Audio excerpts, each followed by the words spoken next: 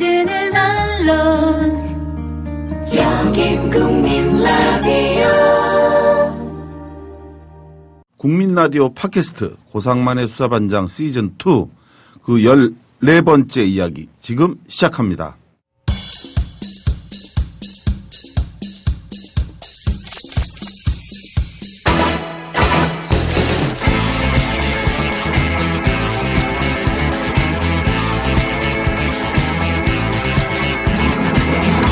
세상 억울한 이들과의 굳은 연대 고상만의 수사반장 시즌2. 지난 한 주간 안녕하셨나요? 예, 고상만의 수사반장 시즌2를 진행하는 인권운동가 고상만입니다. 지난 2015년 11월 26일 고상만의 수사반장 시즌2 첫 방송이 나가고 어느덧 14번째 방송입니다. 그동안 여러 다양한 분들을 모셔서 말씀을 청해 들었습니다. 그 모든 분들이 다 소중한 분들이지요. 그런데 오늘 모신 분은 또 새로운 차원에서 각별히 모신 분입니다. 이 방송을 들으시는 청취자 여러분, 혹시 서울 용산구에 있는 효창원을 한 번이라도 가보신 적 있으신가요? 대한민국 독립운동의 정신이 살아있는 그 효창원에는 모두 8분의 묘와 1분의 허묘가 있습니다. 모든 분들이 다 아시는 백범 김구 선생님, 그리고 그분의 아내 되시는 최준내 여사가 계시고요. 그리고 애국지사로는 윤봉길, 이봉창, 백정기 의사 이렇게 세 분이 계십니다.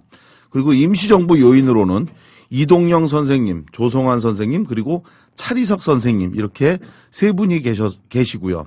그리고 아주 특별하게 한 분의 묘가 있는데요. 바로 유해가 없는, 그 관이 없는 그 허묘죠. 안중근 의사의 묘가 모셔져 있습니다. 이렇게 해서 모두 8분의 묘와 1분의 허묘가 이렇게 있는데요. 오늘 고상만의 수사반장은 3.1절을 앞두고 이러한 독립운동가의 고귀한 희생에 대해 생각하는 자리를 만들었습니다.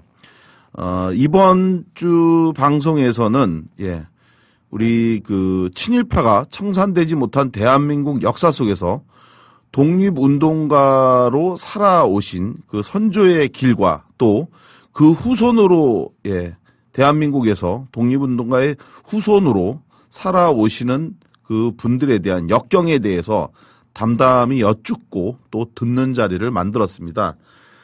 이번 주와 또 다음 주, 2주에 걸쳐서, 이 특집 방송을 하려고 하는데요.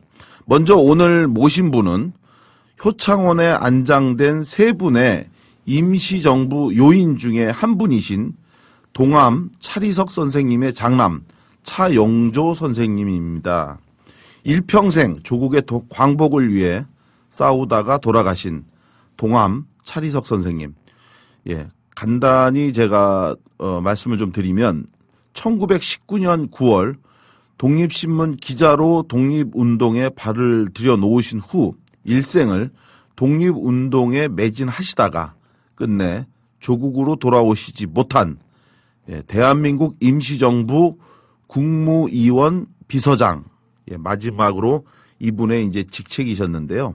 동암 차리석 선생님이십니다. 바로 그 차리석 선생님의 후손이신 장남 차영조 선생님을 모시고 아버님 차리석 선생님의 생애와 또 후손으로서 지난 세월 어떤 삶을 살아오셨는지 여쭙고자 합니다.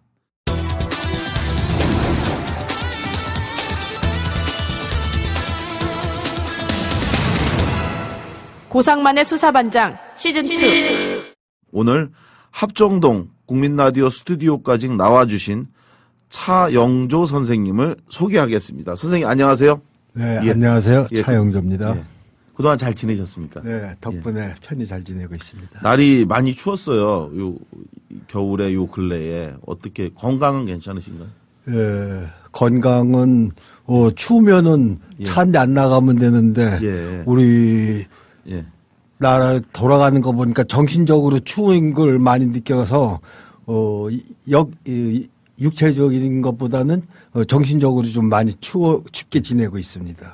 선생님 연세가 좀 많이 좀 되셨죠, 어느덧. 예, 저도 나이를 그렇게 안 쉬어봤는데 네. 지금 보니까 제가 1944년 출생이니까 지금 70하고 2해째 맞이하고 있습니다. 예, 72해. 우리나라로 치면 조금 더 2살이 더 늘어나죠. 만으로는 둘인데. 그쵸? 그렇군요.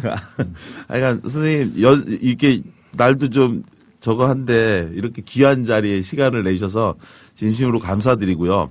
먼저 우리 동암 차리석 선생님, 예, 이 방송 듣는 분들 중에서 또, 외람되지만 또 우리나라가 이렇게, 독립운동가 분들에 대해서 널리 이렇게 공부를 시키지 않는 나라다 보니까 처음 듣는 이름을 좀 낯설어하는 분도 있을 수 있을 것 같아요. 그래서 먼저 아버님이신 차리석 선생님 어떤 분이셨는지 한번 좀 청취자분들에게 한번 조근조근 좀 말씀을 좀 해주셨으면 좋겠습니다.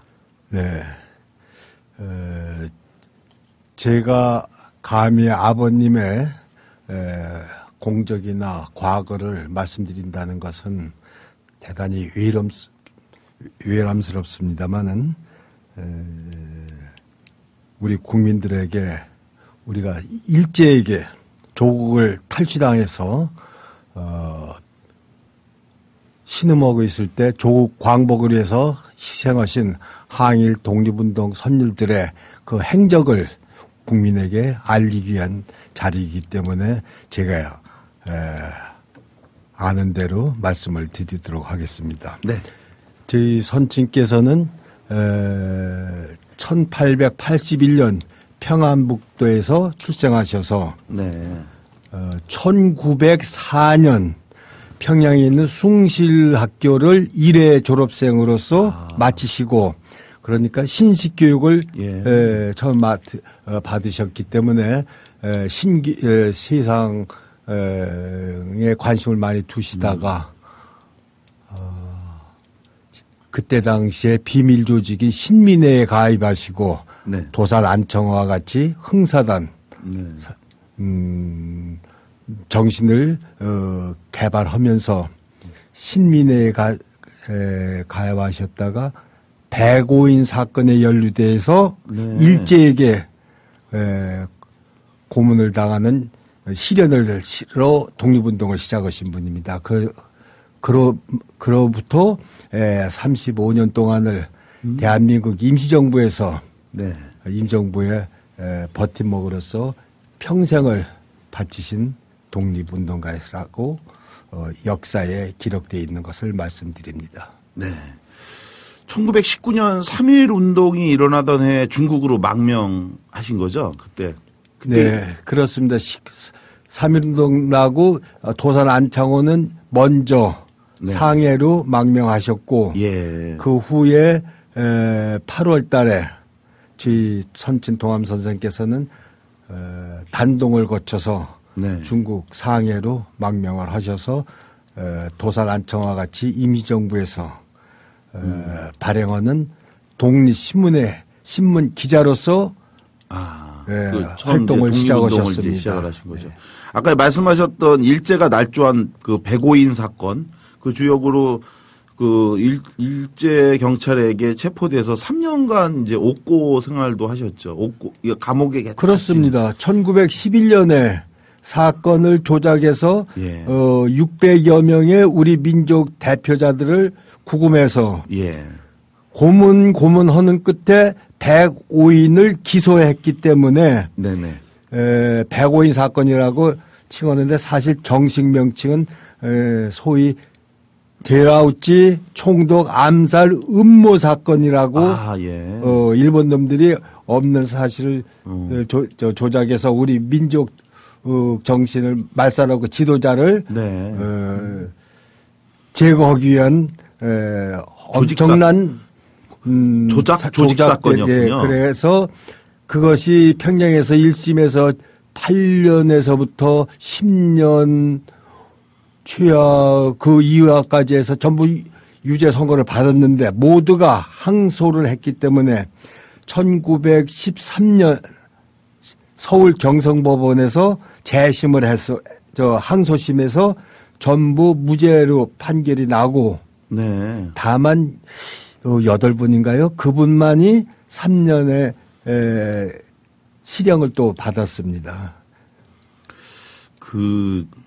이런 이야기를 하면 좀 이상한지 모르겠지만 어떻게 보면 그 일제시대 때가 그렇게 악랄하고 지독하고 했다고 하는데 그렇게 또 그 시절에 또 합리적으로 또 재판을 하면 또 무죄가 또 나오기도 하고 이랬다는 거는 좀 지금 시대가 예를 들어 통합진보당 뭐 재판이라든지 그리고 또 뭐 이런 뭐 이석기 의원 사건이라든지 이런 거를 보면 참 그때가 그래도 좀 더 합리적이었다는 생각이 들 정도로 너무 지금 좀 그 재판이나 법이 너무 엉터리가 아닌가 이런 생각이 드는데 이 동암 차리석 선생님과 관련해서 역사학자들은 독립운동계의 재상이다 이런 평가도 받을 정도로 아버님께서 굉장히 아주 합리적이고 온건하면서 또 아주 그 명석한 이런 일을 하셨다 임시정부에서 이런 평가가 있죠. 네, 그렇습니다. 지금 고 반장께서 말씀하신 것처럼 저는 일본 놈들이 제 아버님을 3년 동안 고문을 하면서 없었던 사실을 했다고 인정할 정도로 고문을 했기 때문에 저는 천추의 한을 품고 일본 놈은 원수로 알고 있었는데 고 반장 말씀하신 것처럼 상고심에서 무죄를 했을 때는 그놈들은 그래도 일말의 양심이 있어서 무죄로 판결했다는 것을 다행으로 알면서 근데 우리는 어땠습니까? 우리는 우리 민족을 한동안 군사정권 때는 조작돼서 간첩도 만들고 해서 사형을 시키고 실제로 죽였죠. 그리고 감옥에 보내고 그런 못된 짓을 했거든요. 그런데 그놈들은 지금도 그 판결을 내린 당사자는 아직 살아있는데 그 잘못됐다고 사과하는 말을 제가 들어본 적이 없어요. 그래서 정말 일본 놈이 양심은 우리보다 좀 더 살아있다고 오히려 칭찬할 정도로 제가 칭찬할 정도는 아니고 그냥 하여간 이렇게 악랄한 집단도 없는 죄까지는 그래도 인정을 했구나 해서 오히려 의외다 이런 거지 뭐 그들이 훌륭하다는 얘기는 아니고 의외다 이런 얘기였고 그리고 이 아버님께서 이제 독립운동계의 재상이라고 역사학자들이 평가하는 것처럼 백범 김구 선생님께서도 이 아버님에 대해서 동암 차리석 선생님에 대해서 이런 평을 하셨더라고요. 탁월한 사무 처리나 병중에서도 최후 일가까지 사명을 완수하신 책임감은 한국 독립운동의 피와 살이 되었다. 이렇게까지 평가할 정도로 굉장히 강직했던 분이신데 그런데 이 아버님께서 이런 분이 우리나라에 광복이 되고 나서 돌아오시지 못했다고 이야기를 들었어요. 어떻게 돌아가시게 된 건가요? 네, 그 부분에 대해서는 지금 원로 애국지사로서 윤경빈 선생님이 계시는데 이분은 전 광복회장을 역임하시고 그때 임시정부 당시에는 광복군으로서 경위대장을 의 직책이 있으면서 백범주석을 수행 경호하신 분의 증언이 있습니다. 그분의 말씀드리면 자기가 1년여 동안 백범 선생을 모시는데 눈물 흘리는 것을 3번 봤다는 말씀을 하십니다. 첫 번째는 일제시대 학병으로 일본 군영에서 탈출하여 그 탈출병들이 임정부에 왔을 때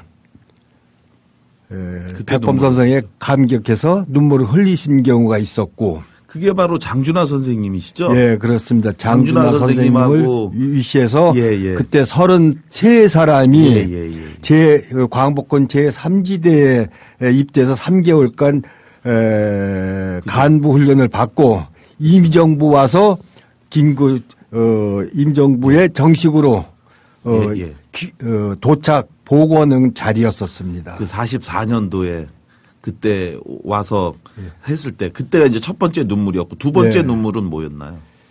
두 번째 눈물은 안타깝게도 웃고 환호를 해야 될 일본 놈들이 항복했다는 소식을 듣고 45년 8월 15일 8월 15일 우리는 광복됐다고 우리 하는 날에 백범 선생은 중국 중경 임정부에서 눈물을 흘리셨습니다. 왜 그랬을까요? 백범 선생님은 광복군이 미군과 합작해서 조국을 탈환하기 위하여 훈련을 했습니다. 네. 소위 일본 미국에 가서 OSS라는 훈련을 받고 실행 날짜만 기다리고 있었던 순간인데 뜻밖의 일본 항복했다는 소식 듣고 우리가 준비했던 것을 활용을 못해서 우리의 지위가 약화됐기 때문에 그걸 통탄해서 눈물을 흘리고서 애통해 오셨다는 말씀을 듣고 세 번째가 동암 차리석 선생과의 눈물을 흘리는 것을 목격했다고 말씀하십니다. 1945년 9월 초에 백범 선생님이 조광복을 맞이하고 중국 시안에 광복군 기지를 순회하면서 귀국 준비를 하던 중에 임시정부에서 연락 오기를 동암 차릭 선생이 임시정부 귀국 준비하시다가 쓰러지셔서 병원에 입원했다는 전가를 받고 급히 백범 선생님이 중경으로 오셔서 병원에 가서 만나보니 동암 선생님이 누워있다 벌떡 일어나시면서 백범 내가 평생을 조국을 위해서 독립운동하고 광복되는 꼴을 보려고 했는데 나는 여기서 이제 쓰러져서 이제 갈 수가 없다. 원통하다 하면서 침상을 치면서 우시는 것을 보시고 백범 선생님도 같이 손을 붙잡고 우셨다는 것을 지금 생존해 계신 애국사 윤경빈 선생님께서 증언을 해 주셔서 그런 백범이 왜 그러셨나 하는 걸 생각하면은 저희 선친께서는 앞에 나서지 않고 뒤에서 묵묵히 자기 맡은 바 소임을 다하면서 어려운 이민정부 살림을 꾸려오시는 것을 백범이 너무나 잘 알았기 때문에 조국이 광복이 됐다는데 마지막 같이 귀국을 해야 되는데 못 가고 동지를 여기다 묻어놓고 가게 되겠다는 그걸 현실을 보고는 얼마나 분하고 원통하고 애통해 하셨겠습니까? 그래서 두 분이 손을 붙잡고 우셨다는 것을 증언으로 제가 듣고 있습니다. 네. 말씀하신 것처럼 이때 당시에도 임시정부의 그 환국을 준비하던 과정에서 이 차리석 선생님께서 과로로 쓰러지셨고 그리고 이후에 병원 치료 중에 1945년 9월 9일 과로사로 이제 순국을 하시면서 끝내 그토록 염원했던 조국으로 돌아오지 못한 채 중국에서 일생을 마치시는 그러한 참 안타깝고도 슬픈 그런 일이 있었던 것이죠. 자, 차 선생님의 어머니, 우리 차용조 선생님의 어머니도 당시 상해 임시정부에서 독립운동을 하셨는데, 지금 어머니께서는 아버님은 이제 독립운동가로서 인정을 받으셨죠, 당연히. 그죠? 네, 그렇습니다. 예. 그런데 어머니는 인정을 못 받고 있다라는 이야기를 들었는데 왜 그런 거죠? 네, 우리가 어머니는 일단 독립운동을 어떻게 해서 이제 참여하시게 된 건가요?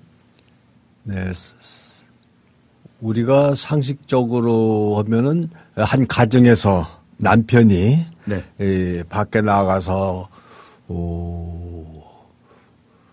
사업을 한다든지 예. 또는 지금 현실로 봐요 공무원을 해서 국가를 위해서 희생을 한다든지 모든 일을 할 때는 그 뒷받침이 가정이어야 되지 않습니까? 그 가정에서 그 주부가 가정을 돌보고 자식을 키우고 남편의 내조를 잘 해야 남편이 나가서 소기의 목적을 달성하는 것처럼 독립운동도 더 힘든 조건이었었습니다. 독립운동이라는 건 돈을 벌기 위해서 하는 것도 아니고 집에서 없는 돈 추려서 갖고 나가서 남몰래 숨어서 하는 게 독립운동인데 그것을 대한민국에서 독립운동하신 부인들이라면은 다 똑같은 입장이었었습니다. 그러면은 남편이 독립운동 하실 때도 다른 거와 달리 자기의 공적과 업적을 지어가면서 하는 것이 독립운동인데 더더군다나 부인들은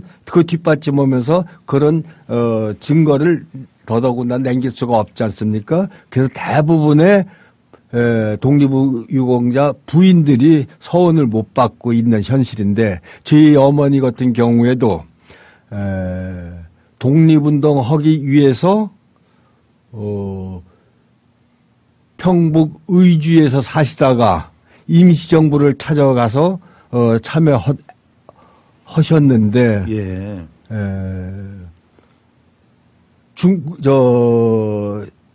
기록에 보면은 중국 중경의 시나 중국 중경 경찰서에서 외국인 신분증을 발행하는 것이 있습니다. 예. 거기에 보면은 직업은 한국 독립당 당원이고 남편은 동암 차리석이고 예. 언제 중경에 도착했다는 상세한 것이 신분증에 나타나고 있으면서 있는데 쥐 어머니께서는 백범 선생님의 중매로 예. 쥐 아버님 동암 차리석 선생님과 혼인을 하고 예. 가정을 꾸려가면서 아버지 뒷바라지를 하셨죠. 예. 그런데 그렇기 때문에 독립운동 구체적인 공적을 남겨놓을 수는 없는데 아마 어디엔가 앞으로 네. 나타난다면은 그거에 의해서 독립운동 유공자 인정을 받겠지만은 아마 대부분의 여자분들 아내들은 독립유공자의 아내들은 그 기록을 찾기가 어려울 거로 저는 사료됩니다. 그러니까 이게 문제라고 하는 것이 오래전서부터 지적되고 있는데도 불구하고 굉장히 국가보훈처가 인색하고 그리고 또 이 독립운동가로서 그 유족이 입증하지 않는 이상은 그래서 자료를 찾아서 가져가지 않는 이상은 국가보훈처가 가져간 자료조차도 인정하지 않는다고 해서 또 논란이 많잖아요. 그리고 또 가짜를 오히려 독립운동가로 인정하면서 동시에 진짜 이 독립운동가에 대해서는 또 인정하는데 인색하고 그런 논란이 이제 계속 있어요. 근데 지금 말씀하신 것처럼 우리 차용조 선생님의 어머님이신 홍매영 여사님은 서안 포로 수용소에서 임시정부 요인들의 뒷바라지를 했던 걸로 예. 그래서 이제 이것을 보고 백범 김구 선생님께서 예, 혼자이신 동암 차리석 선생님에게 이제 가정을 꾸리시도록 하기 위해서 열심히 임시정부 요인들을 뒷바라지하면서 독립운동에 기여하신 홍매영 여사님과 차용조 선생님에게 부부의 연을 맺도록 중매를 서주셨고, 그죠? 그렇게 해서 맺어진 두 분 사이에서 1944년에 우리 차용조 선생님이 장남으로 이렇게 태어나신 거죠. 네, 그렇습니다. 예. 그러니까 정말 역사적인 그 중심의 한가운데에서 우리 차용조 선생님하고 오늘 제가 영광스럽게 예, 이렇게 그 역사에 대한 이야기를 듣게 됐는데요. 이렇게 해서 1944년 1월에 우리 차영준 선생님이 중국 중경에서 태어나셨잖아요. 네. 예. 이렇게 해서 태어나셨는데 이후에 아버님께서 돌아가셨을 때가 45년도 9월 9일이니까 태어나셔서 이제 한 살하고 이제 6개월 정도 지났을 어간에 이제 그런 일이 벌어졌는데 그 후에 아버님이 귀국하지 못하고 그만 중국에서 서거하셨는데 이후에 어떻게 그러면 귀국을 하시게 됐는지. 네. 제 어머님의 증언에 의하면은 아버님이 임정에서 쓰러지셔서 이 병원에 입원했을 때 네. 갓난아기 저를 업고 병원에 문병을 가셨습니다.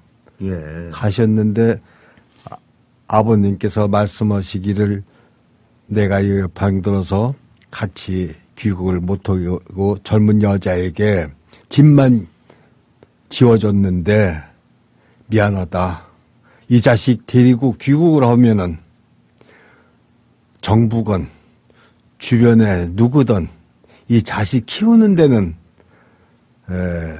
다 도와줄 것이니까 나 걱정하지 말고 무사히 귀국하길 바란다는 그런 당부의 말씀 겸 유언을 하셨는데요. 네. 사실 그대로 아버님께서는 쓰러지시고 5일 만에 거기서 돌아가셨고 제 어머니는 두 돌도 안 된 저를 업고 기숙선을 타고 대한민국으로 와 보니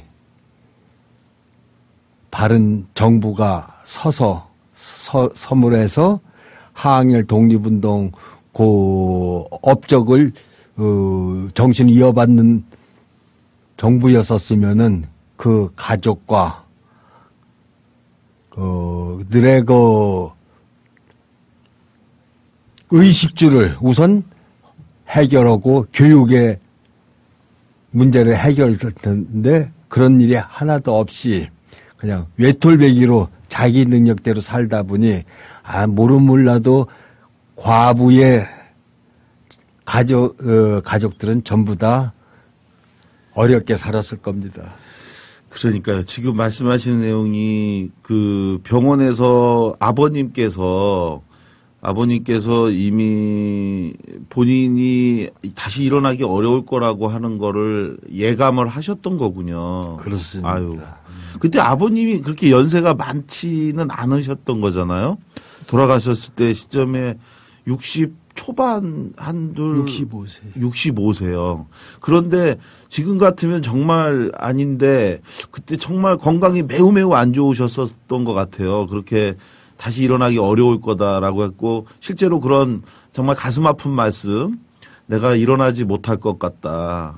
그러니 내가 일어나지 못한다면 당시에 이제 2살 된 아들을 데리고 그래도 고국으로 돌아가라. 돌아가면 누구라도 이 차리석의 처자식을 외면하겠느냐.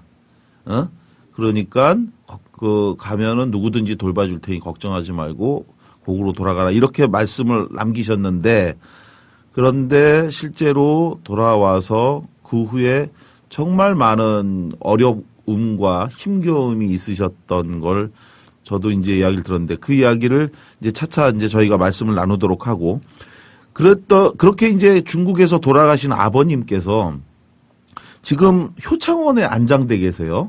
네. 네. 어떻게 이제 거기서 돌아가신 분이 지금 효창원에 안장이 되셨는지. 네. 조국이 광복되고 백범 김구 선생님께서 환국하신 후에 네. 제일 먼저 하신 사업 중에 하나가 네. 해외에서 돌아가신 독립운동가들의 유해를 모시는 것이 첫 번째 중에 첫 번째였었습니다. 예. 그래서 1946년도 7월 달에는 예.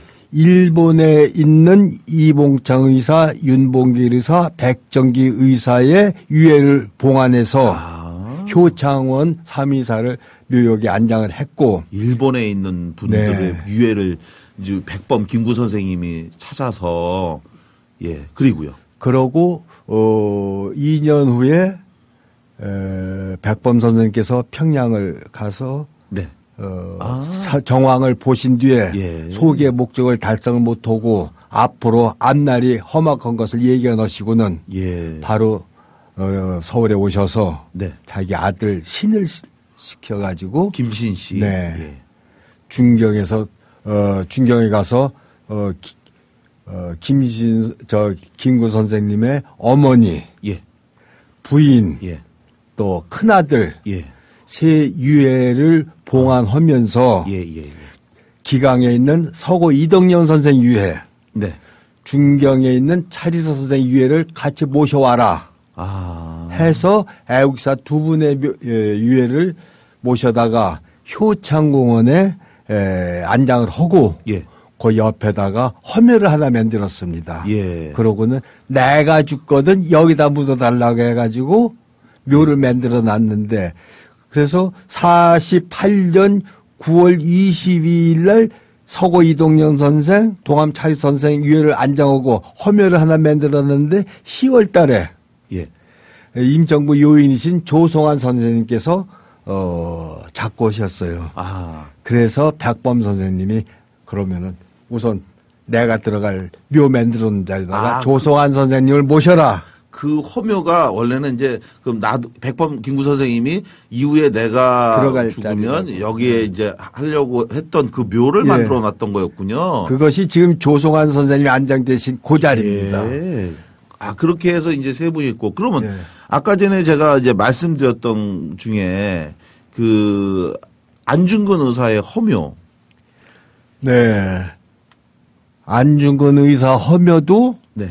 1946년 7월 달에 이봉찬, 윤봉길, 백정 의사 유해를 모셔서 안장하면서 네. 그때 당시 묘를 하나 더 만들었습니다. 예. 제일 먼저 모셔야 될 분이 안중근 의사의 유해인데 예. 지금 못 찾고 있으니까 우선 찾은 것 오고 네. 요 묘를 만들었다가 우리 안 의사 묘를 유해를 찾으면은 여기다 안장을 해서 나란히 7개, 4개의 묘를 만들어 놓은 자리가 지금까지 유해를 못 찾고 허묘로 네. 남아 있습니다. 그렇게 해서 있고 아까 전에 제가 이제 처음에 말씀을 드릴 때 그 묘와 관련해서 8분이 이제 모셔져 있다라고 이제 제가 말씀을 드리고 한 분의 허묘가 있다 이렇게 했는데 정확하게 얘기하면은 그 안에 계시기는 그렇게 돼 있지만 실제로는 묘는 7개가 아니, 있는 거죠. 묘는 8개죠. 묘는 8개. 8개고, 예.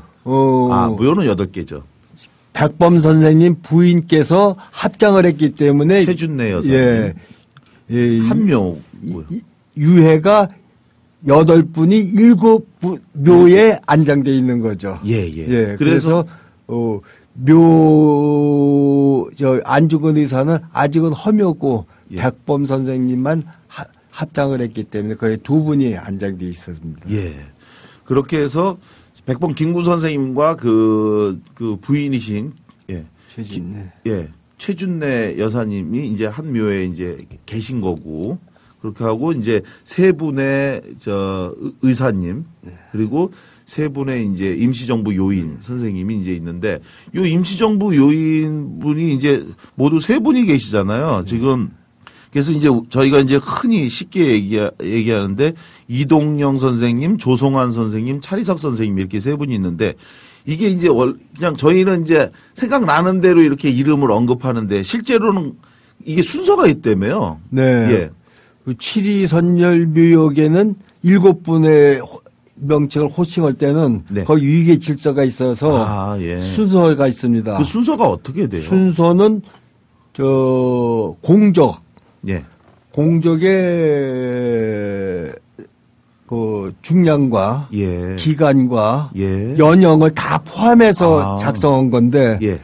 거기에서는 우리가 호칭할 때 제일 먼저 7분을 호칭할 때는 네. 서고 이동영 선생. 이동영 두 선생님. 번째 백범 김구 선생. 그래요? 예. 그다음에 세 번째 청사 조종환 선생님. 네. 네 번째가 동암 차리 선생인데 이분들은 연형이나 예. 직위나 네.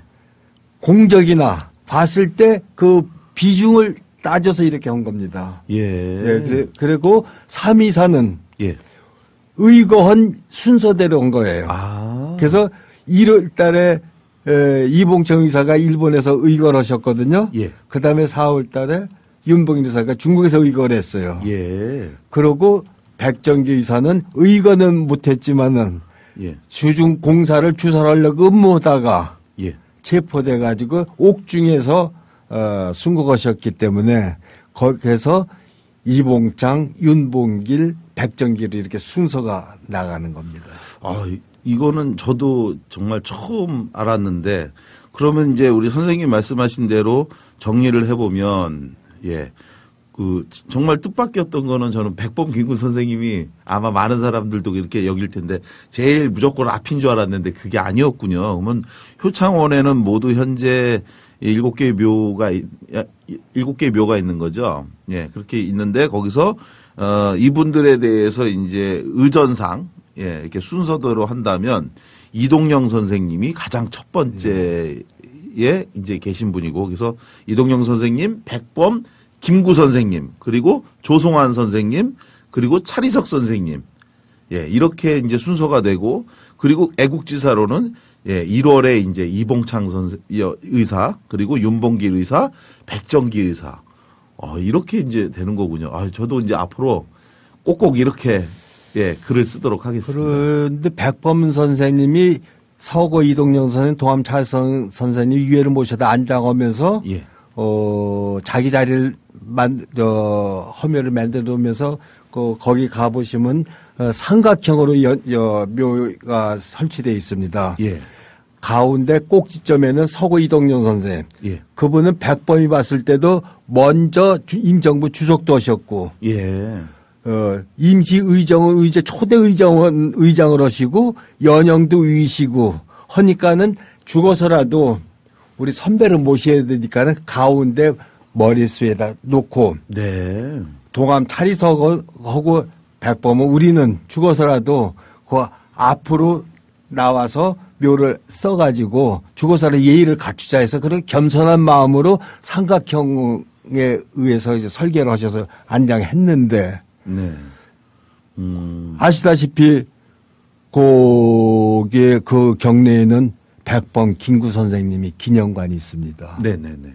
그러면은 백범이 묘 쓸 때도 선배를 알아보고 위계 질서를 지켜갖고 그렇게 죽어서라도 모시려고 하는 그것이 묘로 나타나는데 네. 거기에 백범 김구 선생님 기념관만 있다 보니 백범 김구 아마 이분들이 영혼이 있어서 예. 천국에서 만난다면은 지금 백범 선생님 입장이 참 굉장히 난처하겠다 하는 생각을 제가 예. 간간히 생각을 하고 있습니다. 저희가 몰랐던 이야기들이 정말 또 많이 있네요. 자, 그러면 이제 돌아오시고 나서 정말 고생이 많으셨다고 제가 말씀드렸어요. 아버님께서 운명하시기 직전에 어머님한테 아까 말씀드린 것처럼 나는 조국이 광복해도 못 가보고 죽게 될 것 같소. 당신에게 어린 자식을 맡기고 집만 지운 채 떠나가니 미안하오. 귀국하면 정부든 누구든 당신을 도와줄 것이니 아이 키우는 데는 문제가 없을 것이오. 라는 이제 유언을 남기셨는데 그래서 이드메인 5월에 46년 5월인 것 같아요. 그죠? 5월에 이제 어머니 홍매영 여사께서 지금 차용조 선생님을 업고 귀국선을 타서 그리고 이제 들어오셨는데 들어와서 임시정부 요인들의 숙소로 쓰던 호텔 한비 호텔인가요? 네, 지금 충무로 입구에 있는 우체국 그 바로 뒤에 충무로 들어가다 보면 오른쪽에 그때 당시에는 충무로 1가 100번지라고 했는데 거기가 일제시대 때 호텔 썼었습니다. 그래서 한미 호텔 그러고는 광복대우 그랬는지 그저 한미 호텔이라고 돼 있는데 임정부 요인과 그 가족이 전부 그 호텔 안에 해서 귀가를 하게 돼 있었습니다. 귀국을 했는데 뭐 집도 없고 뭐도 없으니까 일단 거기에 있어라 해갖고 아마 거기를 숙소로 임시 숙소로 쓴 것 같은데요. 네, 이쪽에 친척이 있다든지 자기 집 있는 분들은 그 집으로 갔고 오갈 데 없는 네, 분들이 이제 거기 있는 거겠죠. 그야말로 그런데 숙소만 주고 사실상 생계 형편은 하나도 없었던 것 같아요. 그래서 고생을 굉장히 많이 하셨다라고 얘기를 들었는데 어떤 일이 그렇습니다. 백범 김구 선생님도 예. 오셔가지고 자기 거처할 집이 없었어요. 아 그래요?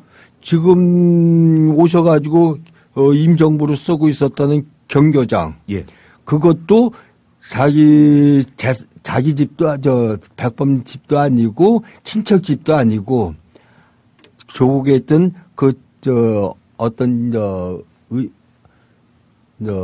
의인이 백범이 오셨으니까 거처할 데 없으니까 내 집을 쓰십시오 하고는 제공해 주셔서 집을 빌려준 거군요. 네. 어떤 분이 개인이. 네, 개인이. 국가도 아니고. 네. 그래서 백범이 거기에 기거하시면서 경교장이라고 이름 붙이고 거기서 계속 기거하셨던. 그리고 이제 서거하실 때까지 1949년 6월 26일까지 이제 거기에서 생활을 하셨던 건데 그런 것처럼 당시에 이제 귀국하셔갖고 숙소만 있고 생계 형편은 없으니까 어머니께서 그때 당시에 사과 박스를 놓고 이렇게 뭐 장사를 하시면서 이제 길거리에서 장사를 하시면서 사셨다라고 제가 이야기를 들었고. 근데 그때 당시를 보면은 광복군도 네. 같이 귀국을 했는데 광복군들은 그때 연령이 20대입니다. 그러니까 노동 능력이 있어요. 예. 그래서 자기가 노력하는 것만큼 소득을 하고 가족을 꾸려갈 수가 있고 임시정부 요인들은 다 연로우신데 그분들은 백범 김구 선생님과 같이 식사는 경교장에서 하시면서 자기는 자기 나름대로 밖에서 일도 하시고 또 임정부 국무위원 열릴 땐 같이 회의를 하시고 그렇게 하셨는데 그야말로 힘든 게 남편도 없이 있는 나머지 여자들이 갖고 있는 가정은 대책이 없었죠. 그래서 저희 어머니께서는 그 호텔 앞에 대로변에 4억의 짝을 놓고 거기다가 어떻게 합니까? 지구로 봐서는 불법인 줄 알면서도 어머니가 양담배를 사서 거기서 팔면서 나를 키웠어요. 그런데 그때 단속이 굉장히 심했거든요. 네. 제 기억에 담배값 주스로 뛰어다니면서 담배값 주스로 생긴 건 생각이 나고 네. 또 어느 큰 사무실 가서 그 사무실 책상 사이를 뛰어다니는 생각이 나요. 그걸 지금 미뤄서 생각해 보니까 경찰관이 단속 나와서 사학의 짝을 발길로 차면은 담배가 흩어져서 멀리 떨어져 나간 그걸 주스러 댕긴 거였었고 땅바닥에 흩어져 있는 담배를 또 당시에. 책상 사이를 뛰어다니면서 놓은 것은 뭐냐. 어머니가 그러고는 중부경찰서 가서 조사를 받아야 되지 않겠습니까? 예. 그때 나는 나이 어린 3살, 4살 먹은 놈이니까 그냥 뭣도 모르고 그 사무실 안에서 왔다 갔다 뛰고 놀았던 거로 제가 그렇게 추측이 되는데 그러면서 주위 어머니가 그렇게 어렵게 사시는데 그걸 어떤 젊은이가 보고 백범 김구 선생님 가서 말씀을 하셨대요. 네. 범원 선생님 딸이 부인이 저렇게 길바닥에서 노점상을 하고 있는데 저거 어떻게 해결해 줘야 되지 않겠느냐. 네. 했더니 백범 선생님이 하신 말씀이 그분이 그렇게 한번 들리시라고 해도 들리지도 않고 그분 성격에 누구의 도움을 받으려고 하는 분이 아니라 나도 어쩔 수 없이 그냥 이렇게 있는데 계속 자세한 형편만 좀 파악하고 있습니다 하는 얘기만 하더라는 얘기를 몇 년 전에 그 본인으로부터 들은 적이 있습니다. 지금 우리 차 선생님 말씀 들으면서 정말 슬픈 감정을 억누를 수가 없습니다. 이제 대한민국이 정부가 수립될 수 있었던 것, 나라가 광복될 수 있었던 것이 정말 우리 수많은 독립운동가 분들이 정말 자기의 모든 일신의 안위를 포기하고 싸워서 만든 건데, 그리고 우리가 흔히 많이 알려져 있는 청산리 전투, 그 추운 혹독한 겨울에 일본군과 맞서서 싸우면서 눈보라가 몰아칠 때, 그때 정말 그 눈보라치는 거기서 전투를 하면서도, 그리고 죽어가면서도 사람들이, 이 독립운동가들이, 독립군들이 싸우면서 생각했던 건 광복된 내 나라에서는 정말 우리가 정말 애국자로 예우받을 거다라고 하는 그러한 기대를 갖고 계셨을 텐데, 그런 분들의 정말 아들과 자식과 부인이 고국으로 돌아와서 길거리에서 그렇게 길거리에서 장사를 하면서 살았다라고 하는 게 정말 눈물나게 슬픈 그런 정말 아픈 느낌입니다. 이제 예전에 어느 인터뷰에서 우리 차 선생님께서 말씀하실 때 이런 말씀을 하셨던 것 같아요. 그나마 그래도 이때는 나았다. 어렸을 때는 사실상 문정걸식으로 허기를 채웠는데, 그런데 정말 상황이 나빠진 것은 초등학교 6학년 때, 어머니가 중풍으로 쓰러지시면서, 그때부터 우리 선생님의 정말, 인생의 고달픔이 본격적으로 시작되지 않았나. 학업을 중단하고 이후 아이스케이크 장사, 여관 보이, 국밥집 배달원 등 밑바닥 생활을 하게 됐다. 이런 얘기를 했는데, 이때 어머니가 편찮으시면서 정말 고생을 많이 하셨던 거죠.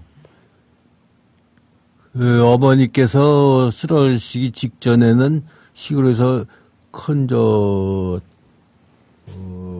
그릇에 생활용품을 머리에다 이고 시골 이 동네 저 동네 다니면서 장사를 하셨어요. 빨래 비누도 있고 실도 있고 뭐 아주 사소한 생활용품을 이고 다니면서 장사를 하셨는데, 그러다 보니 때가 되면은 어느 집에서 한 숟갈 얻어 먹을 수도 있고 굶을 수도 있고, 또 누가 좀 밥을 주면은 그걸 다 잡수시지 않고 싸갖고 와서 저녁에 와가지고 저한테 주시고 그러시는 걸로 봐서 아마 흔히 굶고 오셨으리라고 생각합니다. 그러다 보니까는 모든 것이 조건이 맞지 않으니까는 뇌출혈로 쓰러지셔가지고 거동을 못하게 됐는데, 그때가 제가 초등학교 6학년인데 6학년 댕길 동안에 어머니는 행상을 했기 때문에 학교에 월사금이니 뭐 무슨 자쁘고 한 번도 내본 적이 없어요. 그러니까는 학교에 가서도 주눅이 들을 수밖에. 그러니까 키는 크고 멀쩡한 놈이 애들하고 맞대응해서 한번 싸워보지를 못했어요. 왜? 아침에는 내가 밥바가지 들고 걔네 집 가서 밥을 얻어 먹으러 댕겨야 되는데 애들하고 싸울 수가 없잖아요. 그러니까 항상 주눅 들어서 살았는데, 그러다가 어머니 쓰러지시고 단 방법이 없으니까 제가 생활전선에 나갈 수밖에 없었죠.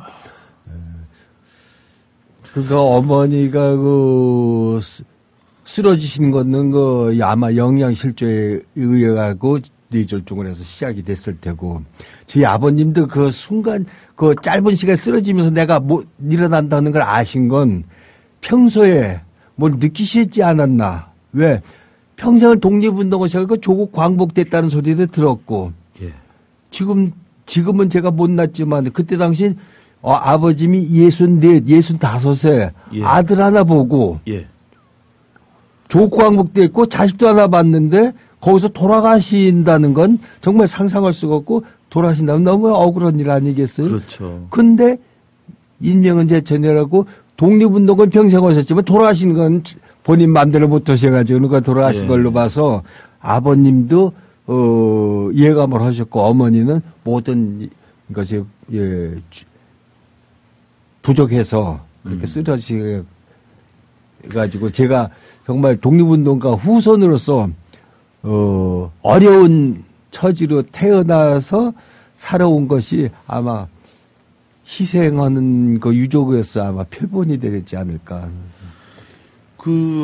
우리 차리석 선생님은 고국으로 돌아가면 정부든 누구든 내 처자식을 외면하지 않을 것이다라고 했는데 실제로 돌아와서 우리나라의 보훈 정책 하나도 없었던 건가요? 보훈 정책이라기보다는 조고 와서 돌아와 보니까는 정부가 수립됐는데 예. 이것은 전부 정부라는 것은 사람이 모여서 조직돼 가지고 운영하는 게 정부인데 그 구성원이 전부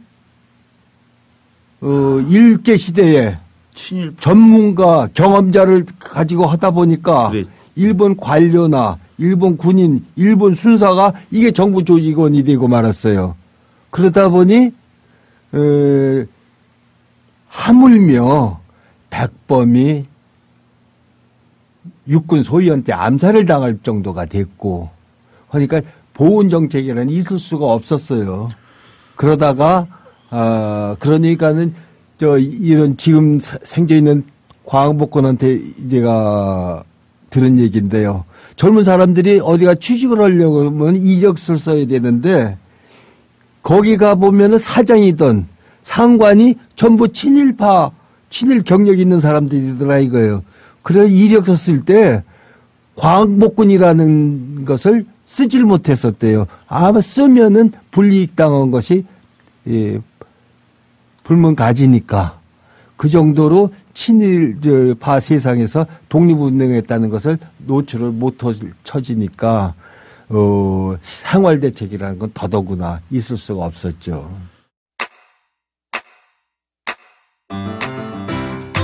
국민라디오 지지하는 4가지 방법 아시나요? 다운로드하기, 별점 주기, 댓글 달기, 구독하기. 국민라디오를 보다 많은 이들에게 전할 수 있는 가장 손쉬운 방법. 다운로드하기, 별점 주기, 댓글 달기, 구독하기. 잊지 마세요. 다운로드하기, 별점 주기, 댓글 달기, 구독하기.